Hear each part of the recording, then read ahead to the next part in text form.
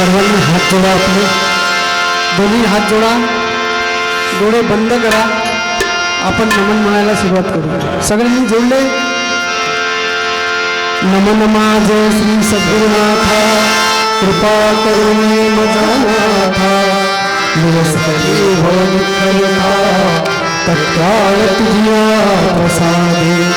अनंत वाणी अनंत ध्यास, वृथा संदेहया दिवास, पारबोध करुणी आकाश, मुक्त केले भंडरी, तुझी स्थितीचा विचार, वरवी जीवा नित्य सार. इतकी कृपा करुणी बहुपकारांची तुरासी, ज्ञान बोधनित्य पाजसी, जयित भेदासी, करजोनिया श्री सद्गुरुनाथ महाराज की जय. थोडीशी कमी कर, हालून किंचित.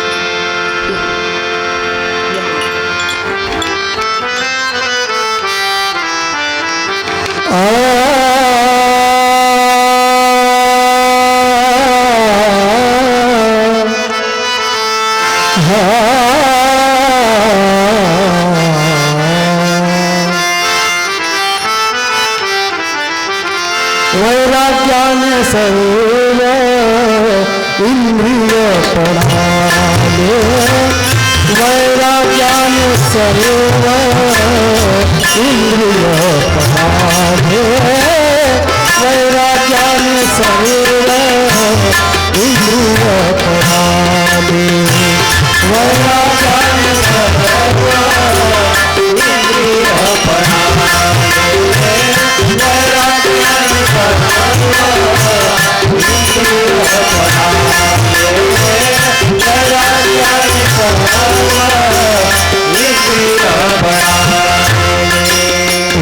वासनेचे झाले मी संताने, वासनेचे झाले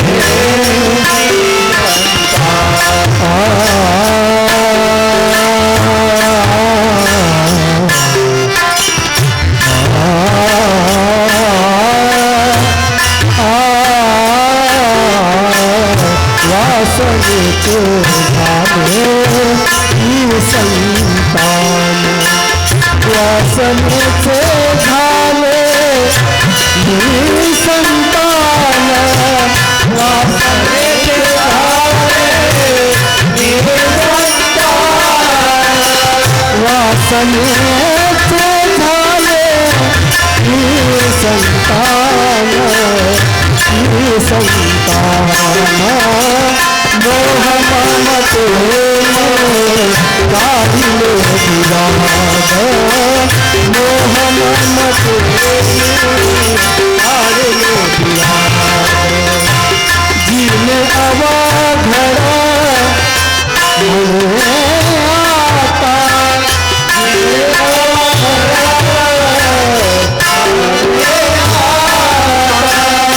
जीने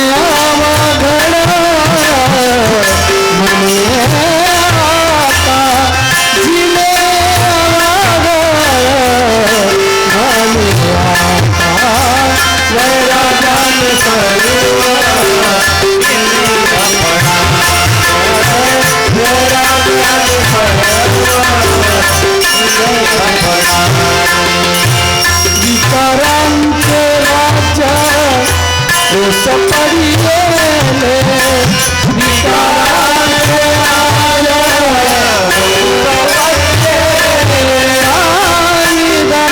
विकारांचे राज्य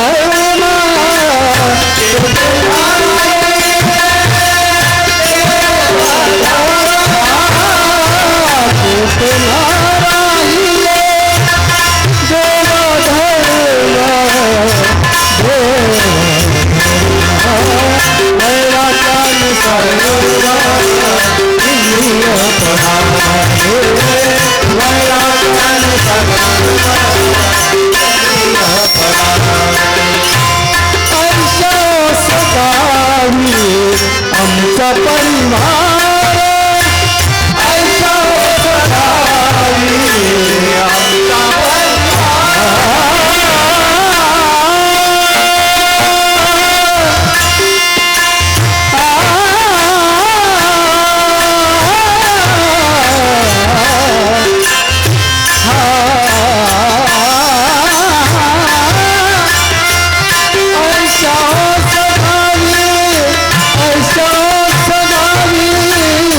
आमचा परिवार ऐसा सदावी आमचा परिवार ऐसा सदावी आमचा परिवार राहू निरंतर अनंत म्हणे राहू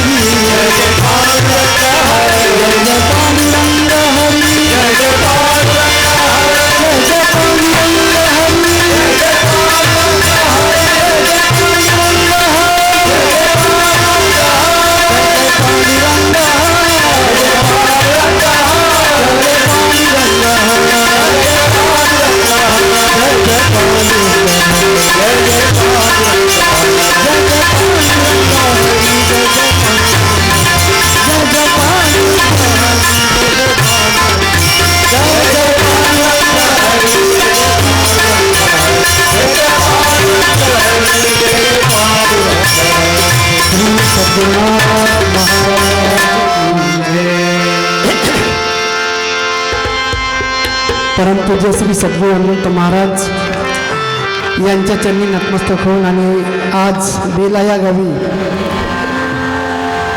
आपल्या या गोवर्धन हॉलमध्ये सालाबादाप्रमाणे आमचे आदरणीय चोपडे काकाजी आणि त्यांचे सहकारी आमचे धोके सर गोपाळभाऊ सर्व लोक दरवर्षी कार्यक्रम घेत आहेत. त्या अनुषंगाने आपण इथे उपस्थित झालो. फक्त मला तुम्हाला एक विनंती आहे, जेवण झालं असेल तर लवकरात लवकर बसा आणि शांततेने बसा. कसे बसा? शांतता. गाड्या करून आले, तुम्ही पैसे देऊन आले, वेळ काढून आले आणि आम्ही तेवढ्या दुरून आलो. आम्हाला बोलवलं म्हणजे आता बाबाजीला बोलवलं, आम्ही आलो. आम्हाला कोणीच नाही बोलवलं, बाबाजी येतात म्हणून आम्ही येतो. परंतु आल्यानंतर संतांची काही वचनं आपल्या कानावर पडावेत, त्यासाठी शांतता गरजेची आहे. म्हणून तुम्हाला विनंती आहे का थोडी शांतता ठेवा. जेवण झालं की शांत बसा. बस 1 तास पाहिजे मला तुमचा. किती तास? 1 तास. 1 तास द्या, मग बाबाजीच येते. बाबाजी आल्यानंतर तुम्हाला चूप राहा म्हणायची गरज नाही. बाबाजी आले का आपण सगळे चुपचाप राहतो. आता आम्ही लेकराबाराची जात, आमचं कोण ऐकते? नाही का? लेकराचं कोणी ऐकते का? नाही. हे खेळते खेळते बोलते बोलते चाललं जाते म्हणते. अशी आमची लेकराबाराची जात आहे बापू. थोडंसं लेकराचंही ऐकून घ्या. नातू आला, खिशाला हात लावला, खिसा ओढला का आबाजी खाली वागते, थोडेसे वागते की नाही? तशी आमची नातवाची लहान पोराची जात आहे. 2 शब्द फक्त शांततेने ऐकून घ्या, ही विनंती आहे. परमपूज्य सद्गुरू माऊली अभंगवाणीत अभंग लिहितात, तुम्हाला पाठ आहे. वैराग्याने सर्व इंद्रिय पळाले, वासनेचे झाले निसंतान. प्रस्तुत अभंगामध्ये सद्गुरू माऊली आपल्याला प्रत्येक जीवाला वैराग्याने मनुष्याच्या जीवनामध्ये होणाऱ्या परिवर्तनाची स्थिती, वैराग्य झाल्यानंतर मनुष्याचा जन्म कसा असतो, वैराग्य झाल्यानंतर मनुष्याचं जगणं कसं असते, वैराग्य अंगी बांधल्यानंतर मनुष्य कसा बोलतो, कसा वागतो, त्याच्या जगण्या बोलण्या वागण्यामध्ये काय काय बदल होतात, तो जिथे राहतो तिथे काय बदल होते, हे 4 चरणामध्ये आपल्याला सांगत आहे. या 4 चरणाचं विवेचन करण्याची, विवरण करण्याची, तुमच्यापुढे निरूपण करण्याची माझ्यासारख्या अपत्र माणसाची काहीच लायकी नाही आहे. परंतु मी तो बालका परी संतांचे आशीर्वाद घेतले शिरी, म्हणून प्रकटली धीट वैखरी देह बासरी मधून. मी काही कीर्तनकार प्रवचनकार नव्हे, माझी मला साक्ष आहे, तरी सद्गुरूच्या आदेशान्वये रोकडे शब्द बोलितो. मी काही कीर्तनकार प्रवचनकार नाही आहे बरं का, फक्त महाराजांच्या आज्ञेमुळे ते आज्ञा करतात आम्हाला. 4 संतांचे विचार तुमच्यासमोर मांडण्याचा मी प्रयत्न करतो. वैराग्याने सर्व इंद्रिय पडाले, वासनेचे झाले मी संतान. जेवण करायचे असेल तर जेवण करून घ्या लवकर, नाही तर इकडे धुक चालू राहते. संपतं का कीर्तन संपायचं, जेवण करून घ्या पटकन. ज्यांना जेवायला जायचं आहे ते लवकर जाऊन या जेवण करायसाठी. महाराज म्हणतात वैराग्याने सर्व इंद्रिय पळाली. वैराग्य या शब्दाचा अर्थ काय होते? वैराग्य म्हणजे राग जिथे आहे त्यापासून बाहेर निघणे म्हणजे वैराग्य. राग म्हणजे काय? आसक्ती. आपण जन्मास आलेले प्रत्येक जण आसक्तीने जीवन जगत आहोत. एक छोटंसं तुम्हाला एक गोष्ट सांगतो. आपल्याजवळ 3 मुख्य अवयव आहे. किती आहे? 3.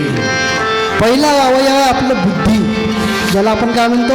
मेंदू, ज्याला मस्तिष्क नाही, ज्याला ब्रेन, हे महत्त्वाचं अवयव आहे. दुसरं अवयव आहे आपलं हृदय, आहे की नाही? पहिलं कोणतं आहे? बुद्धी, ज्याला मस्तिष्क म्हणतो. दुसरं कोणतं आहे? हृदय.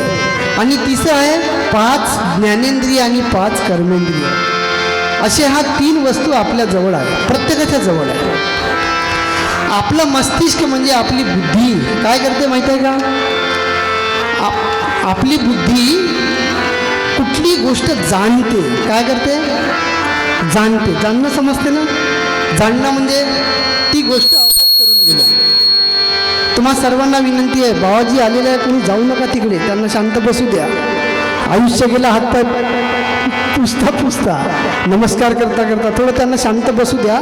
त्यांच्याकडे कोणी जाऊ नका. जमन ना? हां.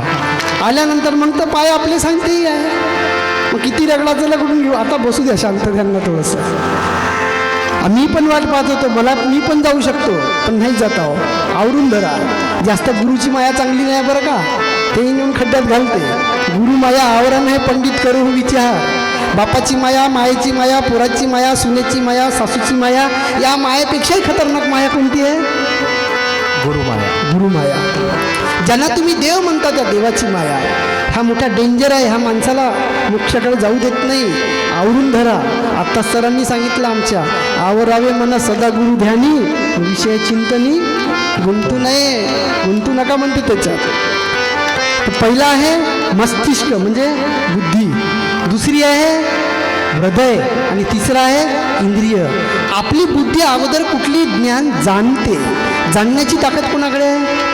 बुद्धीकडे आहे. जाणल्यानंतर ते बरोबर आहे का चूक आहे हे मानते आपलं हृदय. तुम्ही समजा सद्गुरू अनंत महाराजांचं ज्ञान जाणलं नसतं आणि त्यांना मानलं नसतं तर इथं आले असते का? नाही.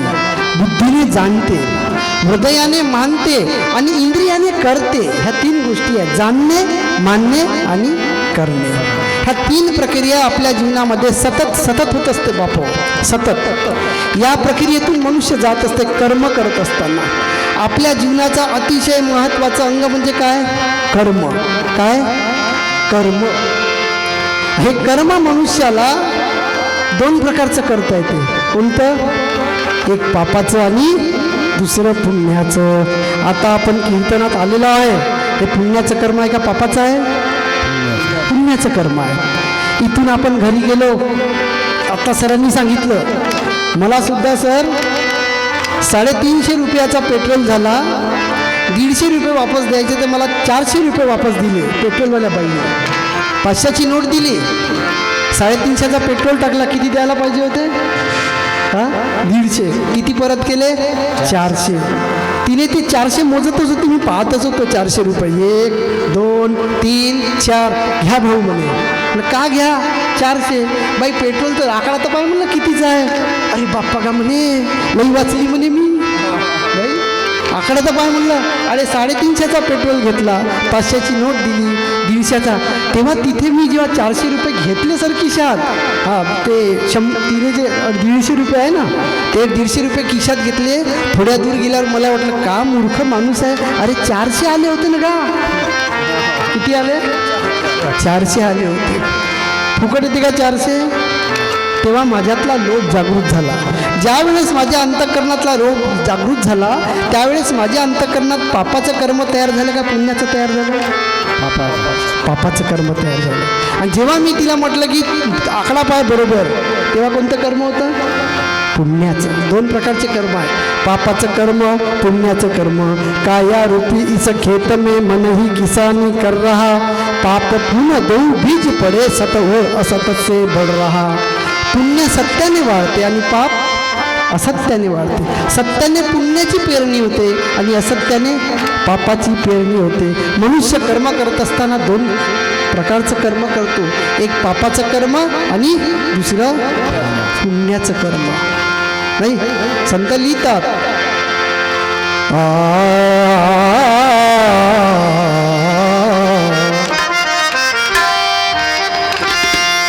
मूळ स्वरूपाशी क्रिया न राहती, मूळ स्वरूपाशी क्रिया न राहती, मूळ स्वरूपाशी क्रिया न राहती, मूळ स्वरूपाशी क्रिया न राहती, मूळ स्वरूपाशी क्रिया न राहती, मूळ स्वरूपाशी क्रिया न राहती. देह भावे होती सुख दुःख, देह भावे होती सुख दुःख,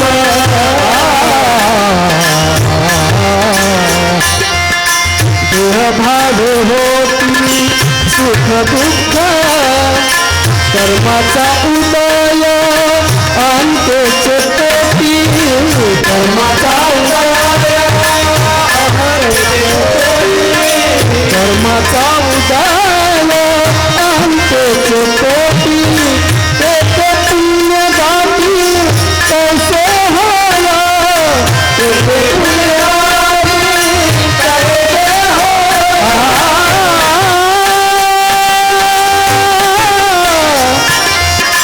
तेथे पुण्य गाठी कैसे होला, तेथे पुण्य गाठी कैसे होला, कैसे होला.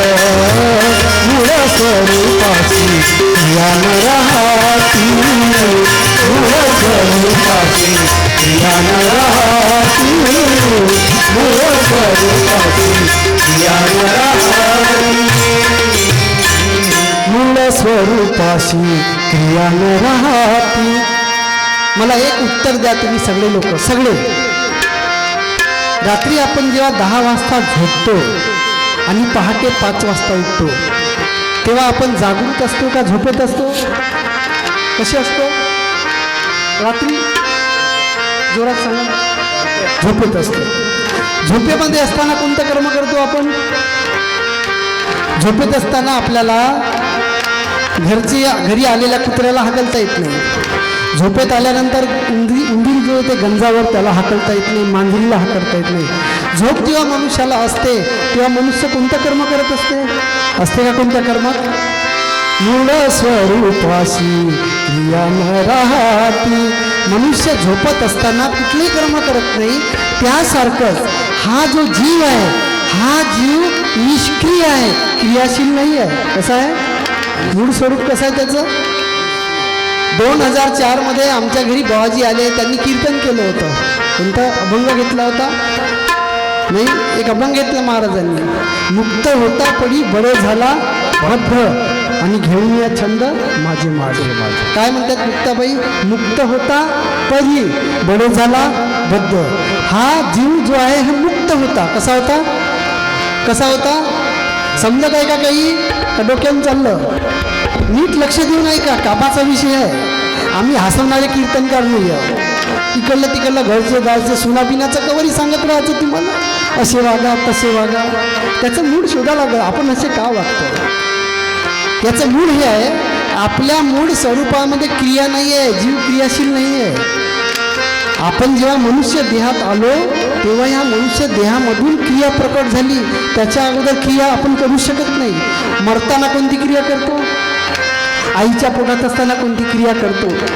झोपताना कोणती क्रिया करतो? क्रिया नाही करत. जेव्हा हे पाचही इंद्रिय, पाचही ज्ञानेंद्रिय जागृत असतात तेव्हा जागृत अवस्थेतूनच आपल्याकडून कर्म होते. याचाच अर्थ असा की हा जीव क्रियाशील नाही. कसा आहे?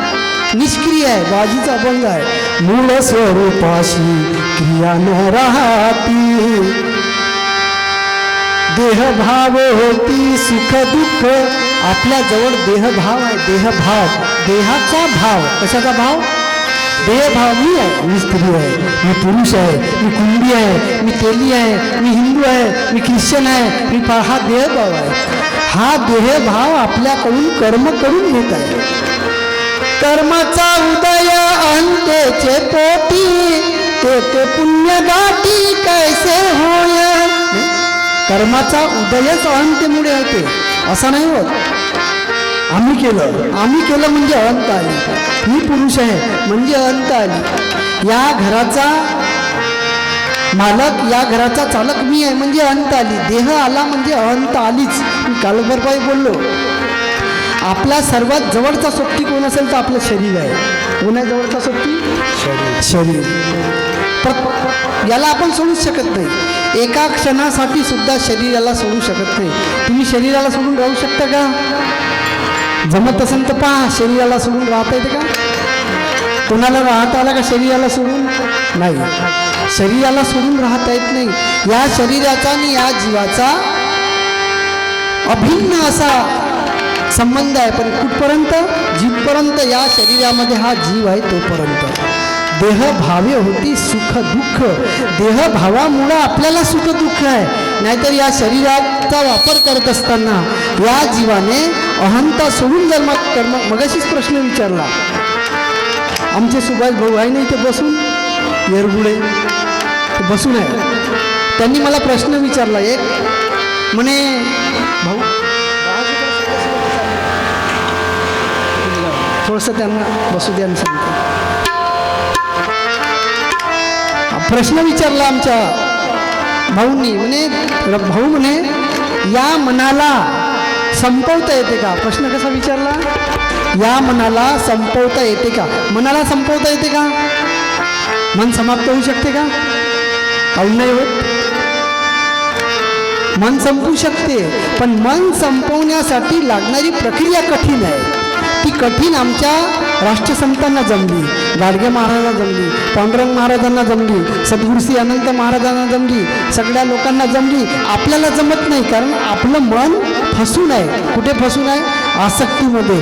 देहाच्या, प्रपंचाच्या, धनाच्या, इस्टेटीच्या, मानापानाच्या पूर्ण कष्टाच्या काही मन फसलेलं आहे. लवकर बाहेर निघत नाही. आपल्याला काय पाहिजे? आपल्याला सोपी सोपी गोष्टी पाहिजे.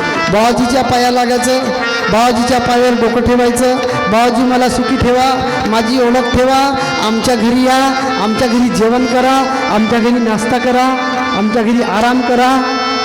इथपर्यंत ठीक आहे. ह्या सगळ्याच गोष्टी सोपी आहे. बाबाजीला जेवण देणं सोपी आहे, त्यांना कपडे देणं सोपी आहे, त्यांना नमस्कार करणं सोपी आहे. परंतु त्यांच्याप्रमाणे या देहभावातून बाहेर निघणं कठीण आहे बापू. अभंग म्हटलाय महाराजांनी, वैराग्याने सर्व इंद्रिय पळाले. वैराग्याने सर्व इंद्रिय पळाले आणि वासनेचे झाले निसंतान. वासनेचं निसंतान करण्यासाठी देहभावापासून आपल्याला दूर जावं लागतं. संत लिहितात, जीव स्वरूपी नारमताची जीव स्वरूपी नारमताची जीव स्वरूपी नारम जीव स्वरूपी नारमताची जीव स्वरूपी नारमताची जीव स्वरूपी नारमताची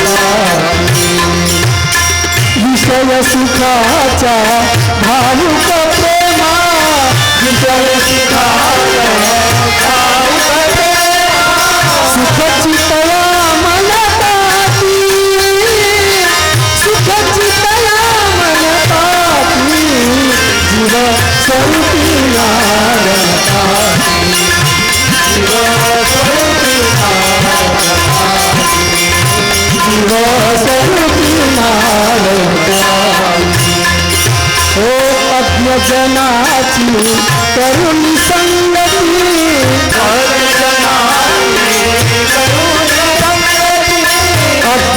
अज्ञजनाची करुणी संगती माय बापाना पुत्र म्हणविती पाहुण्या परी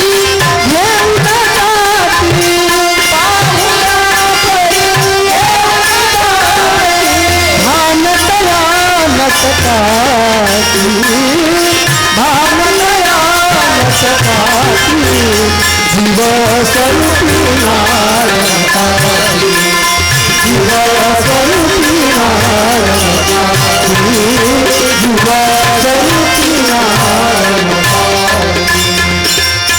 विषय सुखाचा भावुक प्रेमा सुखची तया मनताती हा जीव स्वरूपात रमत नाही म्हणतात कारण अज्ञजनाची करुण संगती माय बापाना पुत्र म्हणविती आपण कोणाच्या संगतीमध्ये आहोत मुलाच्या आईच्या वडिलाच्या पत्नीच्या जावयाच्या युवाच्या संगतीत आपण आपल्या जीवनातले समजा मनुष्य 100 वर्ष जगला तर या नाट्य गोत्यांमध्ये आपले दिवस किती वर्ष जातात माहिती आहे 100 वर्षातून आपण 40 वर्ष झोपलो किती वर्ष 40 वर्ष झोपतो आपल्या हातात किती आहे 40 गेले 100तून 40 गेले 60 मधून 15 गेले बालपणाचे किती राहिले 45 का 60तून 15 गेले 45 आता या 45 मधले 5 गेले जवानीचे 20 वर्षापर्यंत किती राहिले 40 मध्ये 20 वर्षाचे झालं व 21 वर्षाचे झाल्यानंतर आई वडिलांनी आपलं लग्न करून दिलं लग्न केल्यानंतर मुलं बाळ झाले त्या 40तले 20 गेले किती राहिले 20 राहिले ह्या 20मध्ये टोंगडे गेले किडण्याचे रोग झाले डोळे गेले बिमाऱ्या गेल्या त्याच्यातले 10 वजा झाले किती राहिले 10 उरलेले 10 आहे ते उरलेले 10 खाटेवर गेले वावरात गेले पैसे कमवण्यासाठी गेले आपल्याकडे किती राहिले 0 हे कॅल्क्युलेशन कोणाचं आहे ज्याचं वय 100 वर्ष आहे त्याचं कोण 100 वर्ष जगणारे आहे का आहे समजा आपण 60 वर्ष जगलो तर किती राहिले 70 जगलो तर 80 जगलो तर किती राहिले आहे काही अल्पायुष्य माणूस देह शतगणिले ते अर्धरात्र खाय 100 जर केले तर अर्धे खातात म्हणजे 50 वर्ष गेलं त्याहीमध्ये वात पित्त कफ काय भजनाशी उरले पाहिजे वात आहे पित्त आहे कफ आहे आणि या सगळ्यांमध्ये आपण कोणाशी आहो अज्ञजनाची करुण संगती कोणाच्या संगतीत आहो अज्ञ लोकाच्या अडाणी लोकाच्या आपल्या घरी जे लोक आहे तुमच्या नसेल आता आम्ही पाहतो आमच्या सोबतीला बरेच अडाणी लोक आहे